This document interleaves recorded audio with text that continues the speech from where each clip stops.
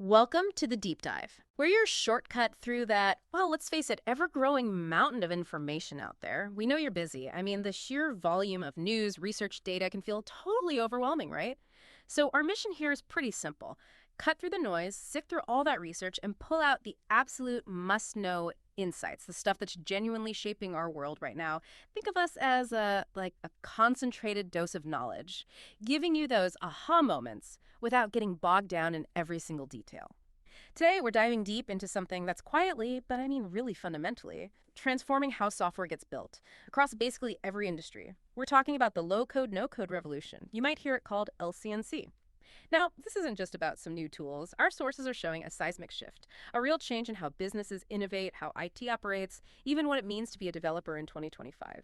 We're talking market growth figures that will honestly make your jaw drop, real examples of huge cost savings, massive speed increases, and some pretty surprising facts about the future of work itself. So, yeah, get ready. This is a fascinating story of disruption, opportunity, all of it. Okay, let's unpack this then, because our sources, they really paint this picture of a market hitting a critical inflection point in 2025. Yeah. Like that moment a rocket really ignites and just shoots upwards. It feels kind of like that. So what does that sudden acceleration, that inflection point, truly mean?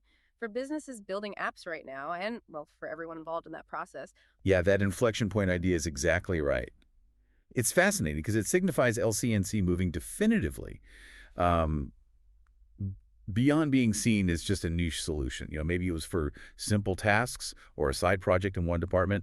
Not anymore. Now it's becoming a critical, foundational piece of enterprise infrastructure. It's really not just a tool anymore. So integrated into the core strategy. Exactly. It's fundamentally reshaping enterprise application development right across the board.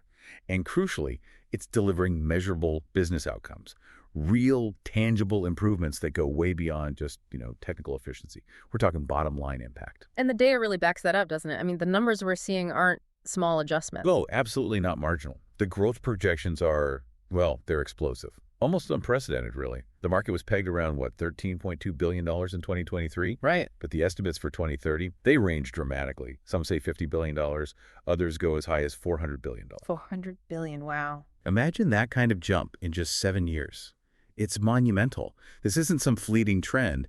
It's a fundamental shift in how software development is approached globally. And it's not just the money. It's the adoption.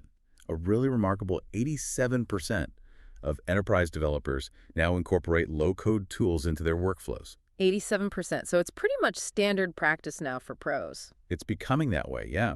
And think about what that means. They're shifting away from the mundane, repetitive coding tasks.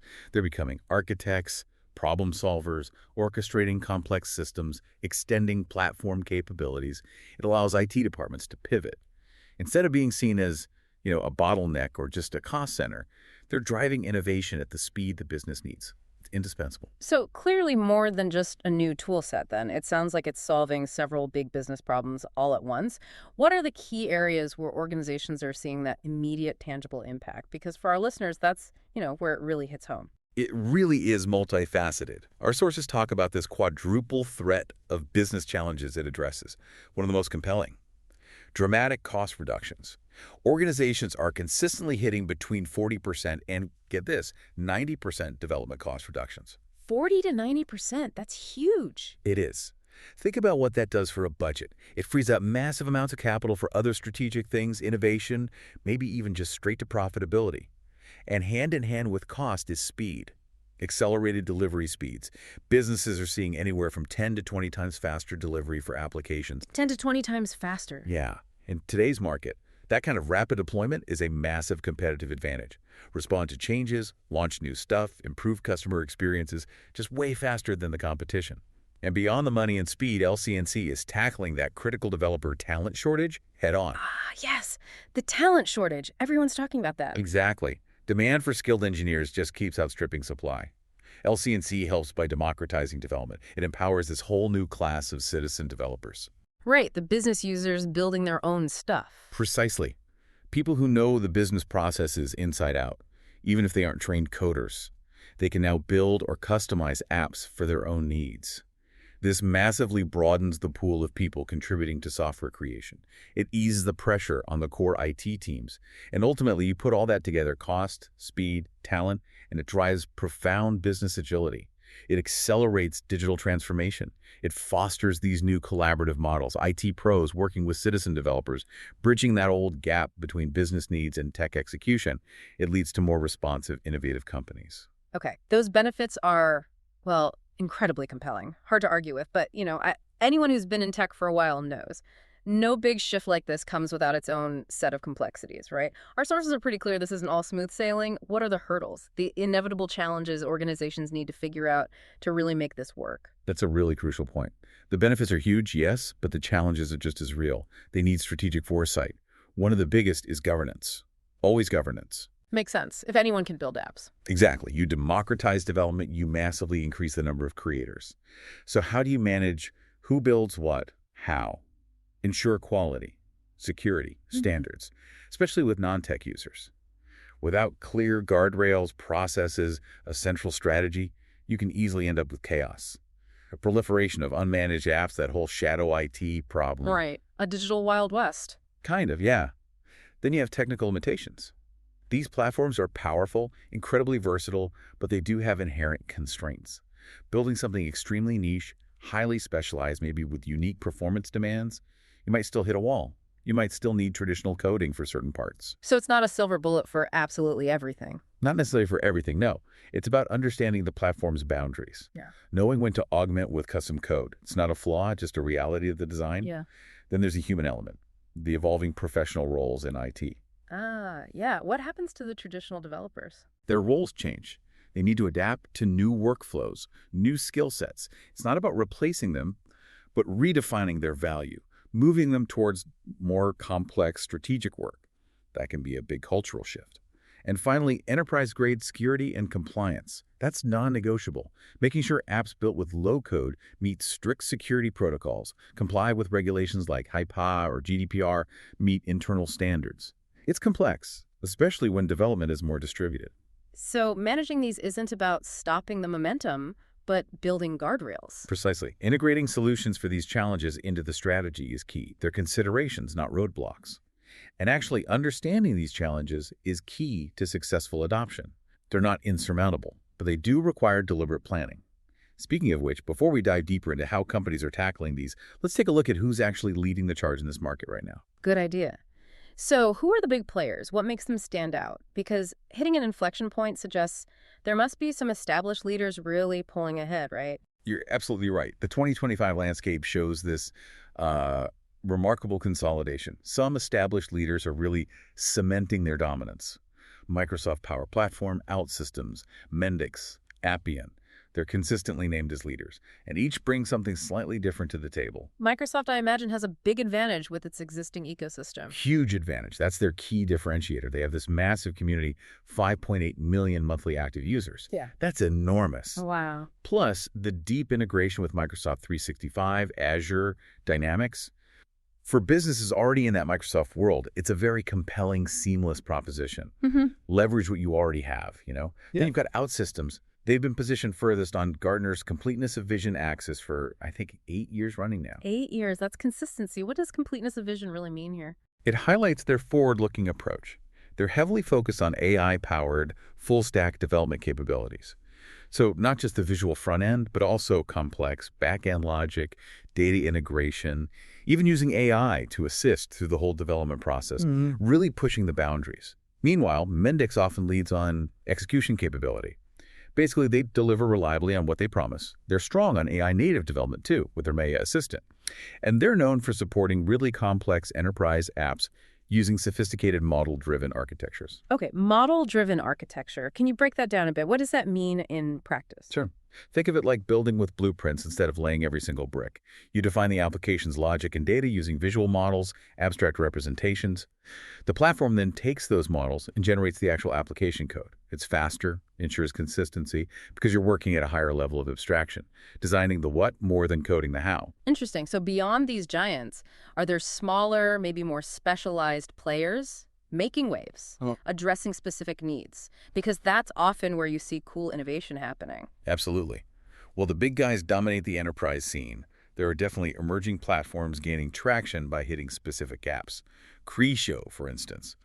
They were named the sole leader in Forrester's 2024 evaluation, specifically for citizen developers. Ah, so really focused on those non-technical users. Exactly, making it super intuitive for business folks to build things without needing IT for every little tweak that's critical for broad adoption. Yeah. And then you have platforms like Retool, Airtable, Zapier.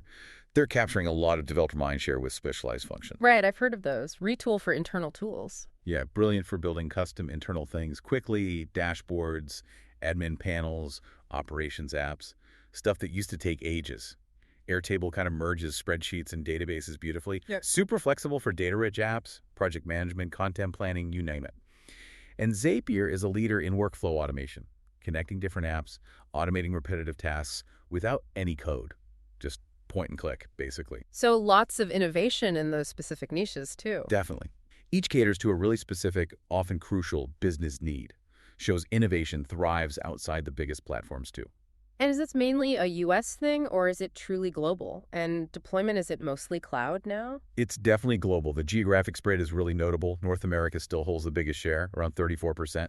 Early adopter status, but the Asia-Pacific region, experiencing the highest growth rate, accelerating at 31% annually. 31% growth in APAC. Why so fast there? It seems to be driven by strong government digital transformation pushes. Plus, a huge number of SMEs, small and medium enterprises, looking for agile, cost-effective solutions, often without large legacy IT systems holding them back. Makes sense. Easier to leapfrog sometime. Exactly. It's really becoming a worldwide movement. And deployment, overwhelmingly cloud. Our sources say 58% of implementations are cloud-based. So aligning with that broader enterprise shift to cloud native. Absolutely. Leveraging the scalability, flexibility, reduced management overhead, it fits perfectly with the agility promise of low-code. Spin up apps quickly, scale them, access from anywhere. So it's clear the market's robust, growing globally, a mix of established players, agile innovators. But, we've talked about the what and the who. What about the how? The technology underneath? How sophisticated are these platforms really? Are we just talking glorified website builders or something genuinely powerful enough for complex enterprise stuff? Yeah, that's a good question, because when I hear low code, I still sometimes picture those really basic drag and drop tools for like a simple contact form. But the sources suggest they're way beyond that now. How do they manage that balancing act, being easy enough for some users, but powerful enough for serious enterprise needs? It seems like a tricky balance. It is a tricky balance, and that's where the evolution has been truly impressive. Modern LCNC platforms are now these sophisticated development ecosystems. They've essentially figured out how to balance standardization with genuine enterprise flexibility. Take platforms like Base, for example. They use what's called a microkernel architecture. Microkernel sounds technical. Think of it like a really lean, stable core, the kernel, and then almost everything else, all the features and functions, operate as separate plugins, like apps on your phone. Okay, got it. Modular. Exactly. Yeah, highly modular. This allows for extreme customization. You can add or swap out specific plugins for unique needs without destabilizing the whole system. But you still maintain consistency through standardized core components and design systems. So you get robust stability and immense flexibility. Best of both worlds, really. Enables both ease of use and deep power. And the standardization itself has gotten really sophisticated. Mendix, for instance, uses its Atlas UI framework. That ensures a consistent look and feel across all apps built on their platform. So even if different teams build different parts, it looks unified. Precisely. Professional, cohesive user experience. And it's not just the look. Platforms commonly offer, 7,500, even more pre-built components and industry-specific templates. Great starting points, speeds things up without sacrificing quality. But the real breakthrough, the true game changer here, it's the hybrid development models. Ah, okay. So this idea that it's not just low code, you can mix it with traditional coding when you need to. How does that actually work for complex stuff? Because that sounds like it opens up a lot for pro developers. It is absolutely a real breakthrough. It fundamentally changes the conversation. It's not low-code OR traditional code anymore. It's low-code A&D traditional code. Platforms like OutSystems and Mendix, they allow direct integration of JavaScript, Java components, things like that. So you hit a wall with the visual tools. Exactly. Let's say you need a really specialized function, a complex algorithm maybe, or a tricky integration with some old legacy system, something the visual tools just can't handle easily. A professional developer can just write that specific piece in traditional Java or JavaScript. Then that custom code gets seamlessly integrated as a reusable component within the low-code application. Okay, so low code isn't a dead end if things get really complex. Precisely. It removes that old limitation where you'd hit a wall and basically have to abandon the low-code project and start over with traditional code. Now it's collaborative. Pro developers extend the platform with custom bits, and those custom bits then become available for citizen developers to use through the visual interface. Empowers those fusion teams we talked about. Yeah. Different skills, building comprehensive solutions together. Okay, that makes sense. But for big companies, integration with existing systems, often old ones, and really robust security, those are absolute must-haves, non-negotiable. Can these platforms truly handle the demands of a large, complex, maybe highly regulated environment? How do they measure up now? That's the million-dollar question for enterprise adoption, isn't it? Yeah. And the answer now is a pretty resounding yes. They've made massive strides, their integration capabilities. Truly enterprise grade now. They support multiple protocols, REST, SOAP, GraphQL, MQTT. Basically, all the standard ways different systems, old and new, talk to each other. They offer hundreds, sometimes over 700 pre-built connectors. Makes it easy to link up with common business apps, Salesforce, SAP, ServiceNow, you name it. Plus, universal database support, SQL, NoSQL, PostgreSQL, MongoDB handles diverse data landscapes. So connecting to existing stuff is much easier now. Much easier. And they handle real-time integration too, using things like WebSockets, event-driven architectures. Crucial for complex workflows needing immediate data sync, like financial trading or real-time inventory. And the fact that we're seeing sophisticated patterns like API gateways and enterprise service bus or ESB patterns emerging within these platforms, that shows they're ready for mission-critical deployments. Right. An API gateway acting like a secure front door for everything. Exactly. Centralized security, monitoring, routing. At ESB patterns acting like that central nervous system for data across the organization. These aren't simple tools anymore. They incorporate serious architectural maturity. And on security and compliance, they now often match or even exceed traditional enterprise requirements. SLC2 Type 2 compliance is pretty much standard. That's a key benchmark for data security, especially for cloud services. And industry-specific stuff, like healthcare. Yep. Major platforms offer certifications like HIPAA for healthcare, GDPR for European data privacy, ISO 27001 for information security management, even FedRAMP for U.S. government work. Shows a real commitment to security and regulation. They use multi-layered defenses. Standard authentication like OAuth 2.0, OpenID Connect. Role-based access control, or RBAC, is standard too. Granular permissions, down to specific fields or actions. With audit trails. Comprehensive audit trails, Yes. automated compliance monitoring. Everything you need to ensure only the right people access the right things, and you can prove it. Yeah. So yeah, the technical sophistication is truly impressive now, way beyond what many people might still imagine when they hear low code. Okay, so the tech is robust, secure, sophisticated. We've established that.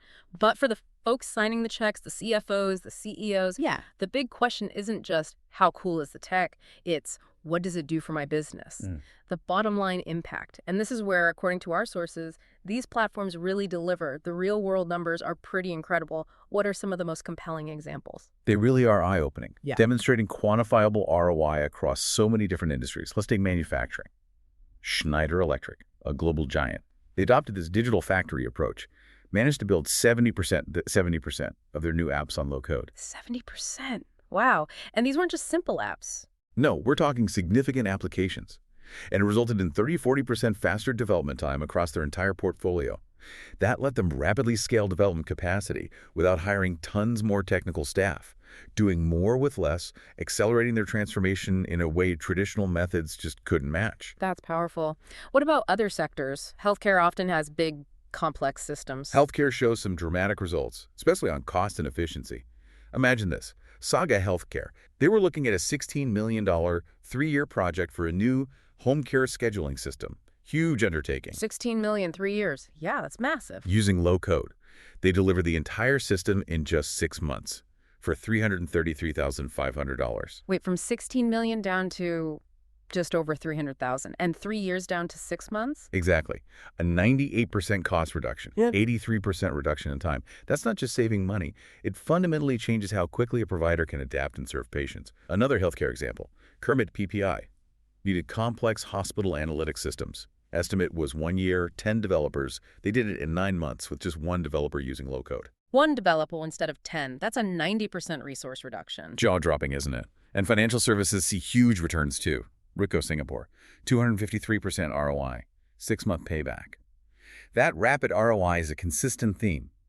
Eneco Group, big energy company, realized over 3.4 million in annual benefits by enhancing customer digital experiences. So these aren't just isolated cases. Not at all. Forrester research confirms it. 100% of enterprises they surveyed report receiving positive ROI from low-code adoption. It's consistent, measurable impact. Okay, that ROI is compelling. And you mentioned the talent shortage earlier. That's such a huge headache for businesses everywhere, right? Stifling innovation. How exactly is low-code providing a strategic solution to that pervasive problem beyond just building apps faster? This is one of the most significant strategic impacts, honestly. Maybe the most powerful argument for LCNC. Our sources show organizations reporting citizen developers now outnumber professional developers by a ratio of 4.1. 4 to 1. Citizen developers outnumber pros. 4 to 1. And think about this. 80% of new technology products are now being built by non-technical professionals using these tools. This widespread empowerment, this democratization, directly addresses those critical developer shortages that act as such a bottleneck. It means IT teams aren't constantly buried under a massive backlog of routine app requests anymore. So they can focus on more strategic things. Exactly. They're freed up for high-impact initiatives. Architecting complex systems, ensuring governance, pushing boundaries with advanced tech. It transforms IT from being perceived as just a cost center struggling to keep up into a true enabler of business strategy and innovation. And the speed metrics back that up too, right? It's not just anecdotal. No, it's quantifiable. 29% of organizations get 40-60% faster development. Another 29% achieve even more, 61% to 100% speed increases. And beyond speed, you see profound gains in efficiency and productivity overall. Process efficiency improvements average 44-53%. Streamlining customer onboarding, internal approvals, you name it. This translates directly into employee productivity gains of 39-51%. So it's not just more done, it's done more efficiently with fewer resources, empowering more people. Huge impact on the bottom line and competitiveness. So it really does sound like it's not just about building apps faster, but fundamentally transforming how a business operates, how it responds to the market. How does low-code enable that kind of true business agility at an organizational level? It absolutely enables that fundamental transformation. It redefines what agility means in practice. The data shows 84% of enterprises adopted low-code specifically to reduce IT strain and increase speed to market. Directly tackling that innovation barrier. Precisely, because 74% of large enterprises say their biggest innovation barrier is just the inability to act quickly. Low-code cuts right through that. Yeah. Makes businesses far more responsive to market shifts, customer demands, competitors. And the transformation goes way beyond just building apps. It enables fundamental business process reimagining. McKinsey research suggests retailers can automate 40% of time-consuming operations, frees up staff for higher-value work, financial services, seeing remarkable 300% increases in new product launches. That's unprecedented market responsiveness. 300%, just by being able to build and iterate faster. Exactly. In manufacturing, they're using it for real-time monitoring, quality control, inventory management, often integrating with legacy systems. The citizen developer model empowers people on the factory floor to build solutions to fix problems in real time, not waiting weeks for IT, reduces downtime, improves quality through immediate optimization. That's a powerful shift, empowering the front lines. Hugely powerful. In banking and finance, institutions like Banco de Occidente are modernizing core banking systems, reducing manual processes, improving efficiency, while keeping architectural control. This lets them adapt quickly to new compliance rules, launch new digital banking experiences much faster, trade finance automation, customer mobile apps. It accelerates compliance, cuts manual labor dependence, critical in those industries. And these agility benefits, they compound over time as organizations build capability, reuse components. A staggering 91% of IT and business decision-makers report improvements in IT agility and innovation. Nearly 60% of custom apps now originate outside traditional IT departments. 60%. So business units are building their own solutions directly. Responding directly to market changes, optimizing their own operations without the traditional IT bottleneck. That embeds agility everywhere. And just to layer on a few more concrete numbers, the financial returns. Financial services show potential 260% ROI over 3 years. Break even typically within 6-12 months. Companies avoid, on average, $4.4 million in hiring costs over 3 years. Direct solution to the talent crunch. $4.4 million in avoided hiring costs.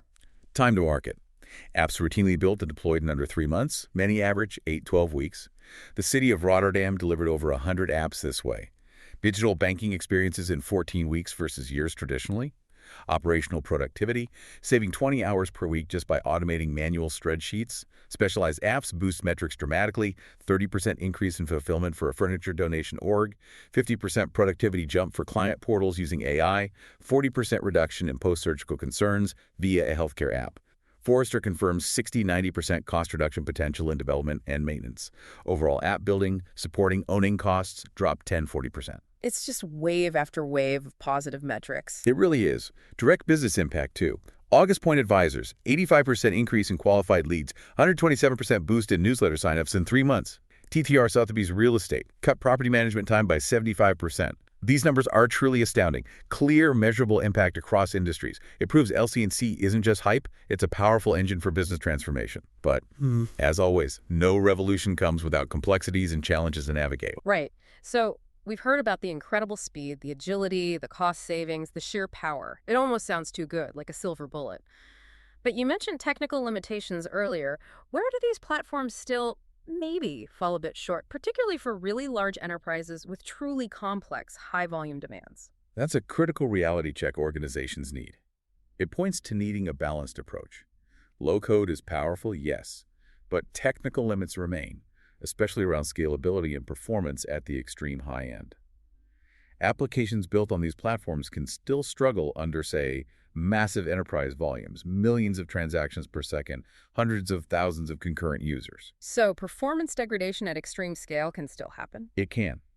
You might see slowdowns, reduced responsiveness under massive load, maybe due to the abstraction layers inherent in the platform. Another big point. Operational costs. Initial development is way cheaper, yes, but the resource-intensive cloud hosting needed can sometimes lead to unexpectedly high operational costs down the line. The monthly cloud bill surprise. Exactly. Need careful planning for the compute and storage resources consumed, especially at enterprise scale. And there's often limited optimization control. Unlike traditional code where pros can fine-tune every little aspect for max efficiency database queries, memory management, low-code often forces reliance on the platform's built-in solutions, less granular control over performance tuning. That can be a constraint for highly specialized, mission-critical apps where every millisecond counts, or maybe where unique hardware integration is needed. So, considerations, not necessarily deal breakers, but things to be aware of? Absolutely. Requires careful architectural planning. Okay, and then the governance piece. If, theoretically, anyone can build apps, how on earth do you prevent chaos, ensure quality, consistency, security, when development is spread all over the place? Governance must become absolutely central. Central, critical, and it's evolved way beyond just a buzzword. It's now one of the most sophisticated strategic considerations for LCNC adoption. It's all about enabling that innovation while maintaining rigorous control. Delicate balance. Our sources point to 3 main governance models emerging. First, you have autonomous teams, small, experienced groups, high autonomy, often for specific projects. Second, self-service. This gives broad access to users, but, and this is key within defined guardrails, think templates, pre-approved components, clear rules to prevent chaos or security risks. So freedom within a framework. Exactly. And third, the most mature model, especially for larger companies, federated governance, often uses a center of excellence or CoE approach. A center of excellence. What does that look like in practice? Typically, it involves a central team that sets standards, provides training, manages the platform, and offers expert support. The federated model often uses a pragmatic 3-zone framework. A green zone, safe, pre-approved use cases. Citizen developers can handle these with minimal IT oversight, simple forms, basic workflows. A yellow zone, more complex projects, supported by IT.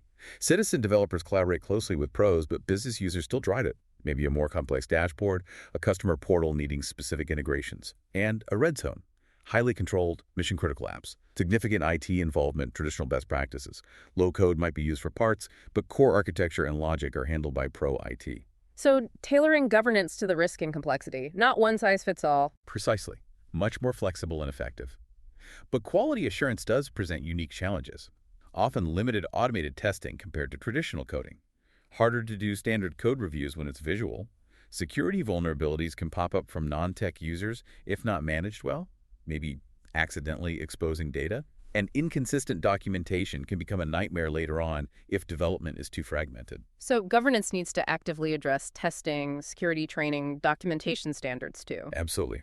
Robust frameworks, comprehensive training, clear IT oversight are essential to manage those risks systematically. Okay, makes sense. Beyond the immediate stuff, what about longer-term considerations, like technical debt, that constant software worry, or the risk of getting locked into one specific vendor's platform? Big strategic concerns. Crucial long-term planning points, definitely. Technical debt in low code, it accumulates differently. Experts often use this credit card analogy. Credit card analogy, how so? Well, like using a credit card for a quick purchase, low code gives you rapid iteration, instant gratification. Spin up an app in days or weeks, get immediate business value. Great! But that speed comes with a deferred cost. Future investment needed later to refactor, optimize, maybe more deeply integrate those quickly built solutions into the enterprise architecture. So you get speed now, but you might have to pay for it later with more work. Exactly. But the key insight isn't to avoid that debt entirely that kills agility. It's about consciously deciding when to accrue it for strategic advantage, and then having a clear budgeted plan to pay it off. Formalize successful solutions with pro developers, embed them properly. It's a calculated trade-off. Strategic debt, not just accidental debt. Well put. Vendor lock-in is another real risk. Low-code platforms often use proprietary frameworks, don't always give you direct source code access for the platform itself, use specific data formats. This means migrating an app to a different low-code platform can be incredibly costly, very difficult. Often, apps have to be rebuilt completely. Custom bits might be impossible to replicate easily. Yikes. So how do you avoid getting trapped? Mitigation requires careful planning upfront. Essential steps. Detailed business logic documentation. Understand what the app does, not just how it's built visually. Using separate database systems as your primary systems of record, instead of embedding all critical data inside the platform, helps. And carefully evaluating vendor roadmaps, their commitment to open standards, interoperability. That foresight is crucial for long-term flexibility. So yeah, significant challenges, but they're being actively addressed and mitigated through strategic planning by leading organizations. And interestingly, it's not just the tech evolving. This whole revolution is fundamentally reshaping the roles of those professional developers we rely on. Raises fascinating questions about the future of tech careers. That is a fascinating thought. So is this the end of the traditional software developer role as we know it? Or are their roles just changing? What does this mean for someone maybe building a career in tech now, just starting out? That's the million-dollar question for folks in tech, right? The clear message from our sources is, it's fundamentally reshaping professional developer roles, not eliminating them. In fact, it's creating entirely new career paths, demanding new, often more strategic skills. And here's something counterintuitive. LinkedIn analysis. It shows low-code positions often require equal or even more technical skills than traditional dev roles. More technical skills, really? How so? Well, for example, 38% of low-code jobs require HTML, CSS skills, compared to 31% for general dev positions. Shows a need for strong web foundations. There's also a greater emphasis on UI design expertise, making things intuitive, and a deep understanding of the whole software development lifecycle, the SDLC, from idea to maintenance. So not less technical, just a different blend of technical skills. More architectural, maybe? Exactly. Broader, often more architecturally focused. Okay, that's really interesting. So if it's not less technical but different, how does that actually look day to day? What are these new roles? What titles or responsibilities are emerging for pro developers in this low-code world? We're seeing clear patterns of specialized roles emerge, blending that traditional IT expertise with understanding low-code platforms and business needs. For instance, you have low-code architects. They design the governance frameworks, set best practices, create those reusable components and templates for citizen developers, ensuring scalability, security, consistency across the board. So setting the stage, the foundation. Right. Then there are fusion team leaders. Their job is to bridge that gap between business users and IT pros, facilitate collaboration, translate business needs into low-code solutions, help integrate citizen-built apps into the wider enterprise architecture. You also get platform specialists, people who become deep experts in one specific ecosystem, Power Platform, OutSystems, Mendix, whatever. The go-to gurus for that platform's nuances, capabilities, limits. Like becoming an expert in AWS or Azure, but for a low-code platform. Good analogy. Then process automation engineers. They focus specifically on optimizing workflows, business processes using these tools, looking end-to-end across systems and departments. And finally, citizen developer coaches. Really important role, providing support, training, guidance to business users doing the building, mentoring, troubleshooting, ensuring they follow best practices, all high-value strategic roles. Okay, so it really is a mix then. Traditional programming skills, new platform expertise, and it sounds like a lot more collaboration, working directly with business users. What's the biggest shift in their day-to-day work, and how does AI fit into this? Because AI is everywhere in tech discussions now. Precisely. It demands truly hybrid capabilities. Pro developers now need strong API integration skills, microservices architecture knowledge, understanding how systems talk in a modular way. That's alongside their visual development environment expertise. And crucially, those soft skills become absolutely critical. Deep business process understanding, really effective stakeholder communication. Because they're talking directly to the business users more. Way more. Translating complex tech into business terms, and vice versa. Fostering true collaboration. The biggest focus shift. Moving away from repetitive boilerplate coding towards much more complex system architecture, strategic problem solving, spending more time on high-level design, API design, tackling tricky integration challenges low-code alone can't fix, developing governance frameworks, creating those custom components for citizen developers to use easily. So elevating the role from coder to architect and enabler. Exactly. This is a significant elevation. As for AI, hugely impactful, but with nuance. Stack Overflow's 2024 survey, 76% of developers are using or planning to use AI tools, broad adoption.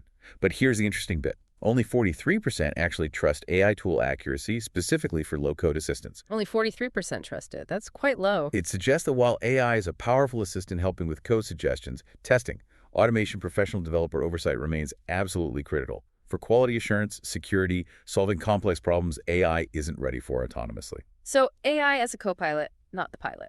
Excellent way to put it. AI is an assistant, not a replacement in this new paradigm.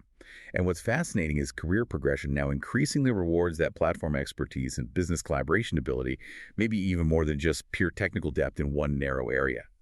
Organizations value developers who can bridge tech and business, design solutions citizen developers can implement while maintaining enterprise standards. It's about impact and enablement. Wow. It really is a fundamental shift in the developer role itself, adapting to this new paradigm. And speaking of evolution, the future of low-code code itself, it sounds like it's going to get even more dynamic, more integrated. What's really next? What's on the horizon? AI integration is undeniably the next big frontier. It's set to take LCNC capabilities to a whole new level. Our sources say 87% of vendors are actively adding AI-enhanced features, often calling them Turing bots. Turing bots, like intelligent helpers. Exactly. Symbolizing intelligent automation. These bots are designed to provide increasingly sophisticated AI assistance during development. Think AI-assisted code generation, maybe describing a feature in plain English, and the AI suggests the low-code components. AI-assisted testing, finding bugs faster. Intelligent workflow automation, streamlining the development process itself. So making it even easier and faster to build. Potentially bridging many of the remaining gaps between what a citizen developer can do alone and what complex enterprise apps require. Imagine a business user describing a feature, and the Turing bot translates that into a functional low-code blueprint. It can massively expand the scope of apps suitable for low-code, empower more users to build more sophisticated things, and accelerate development cycles even further. That sounds pretty transformative. Beyond AI, though, what other big trends should we be watching? Where's this heading in the broader tech landscape? Connecting this to the bigger picture, several exciting directions.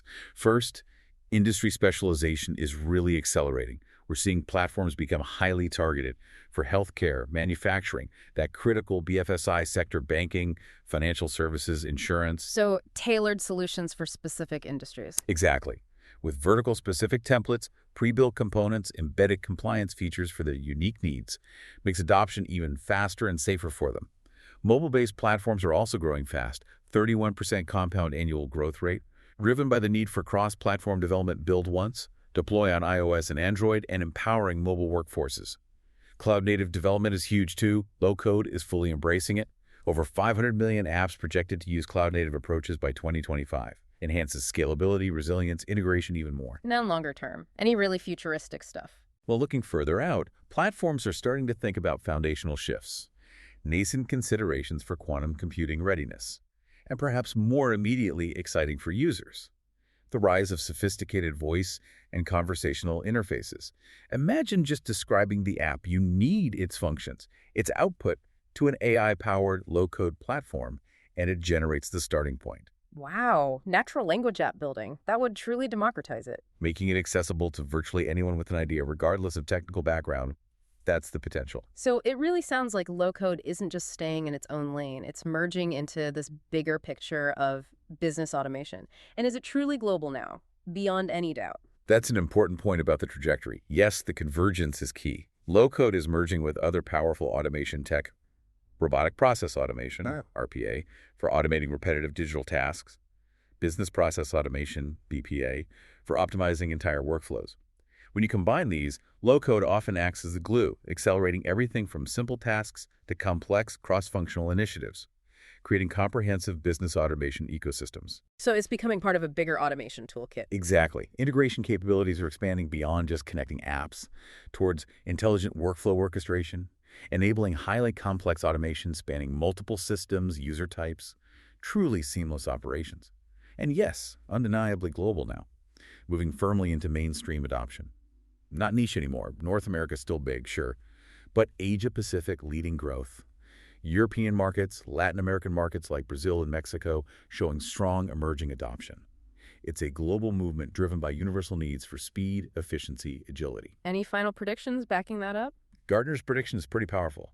They forecast 75%, three-quarters of new applications will use low-code technologies by 2026. 75% by 2026? That's true. Soon. It is, and that democratization trend. Mm-hmm. Citizen developers projected to outnumber pros 4.1 by 2025. It really positions LCNC not as some alternative way to build things, but as fundamental enterprise development infrastructure, essential for any organization wanting to thrive. Wow. What an incredible journey through this low-code revolution. It's clear these platforms have hit that inflection point, driving staggering cost savings, incredible speed, empowering citizen developers, and yeah, fundamentally reshaping the roles of traditional IT pros. It's clearly a dynamic landscape. Massive growth, but also significant challenges that are being actively tackled with strategic planning and innovation. Absolutely. And if we connect it all back, the organization is really succeeding.